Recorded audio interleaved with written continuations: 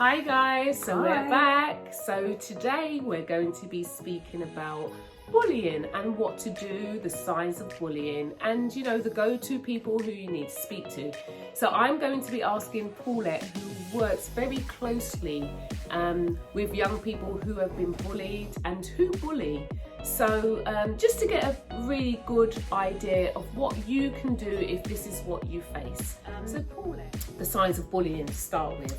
The signs of bullying, right? Okay, so so you've got a friend, and your friend is suddenly become very quiet. They appear nervous, anxious. They don't want to go on the playground anymore. They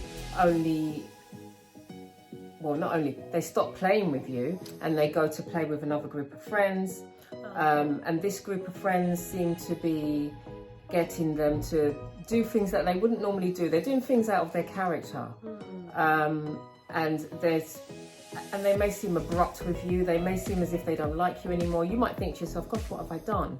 And really, it's not you. So those are the early stages of bullying. Right, okay.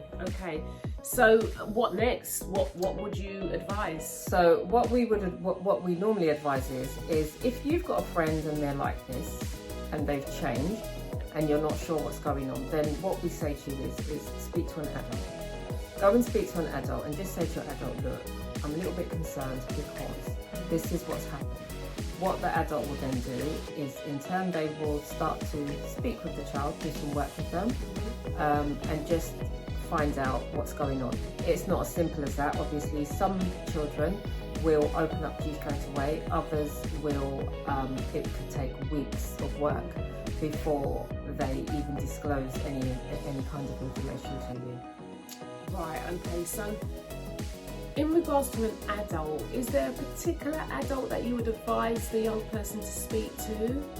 Yeah, it's basically an adult that you trust. I mean, in the schools where I work, we have behaviour learning mentors, and all the children in the school know us. They know what our role is, and they know that if they're being bullied and something doesn't feel right, they can come and speak to us discreetly. We also have what we call a bully box.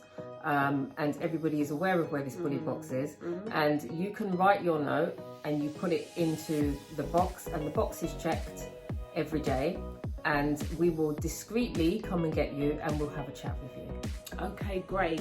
Speak about anything else to anybody else? Think about outside of school. They can. So they can speak to somebody that they trust. So they could even speak to another friend.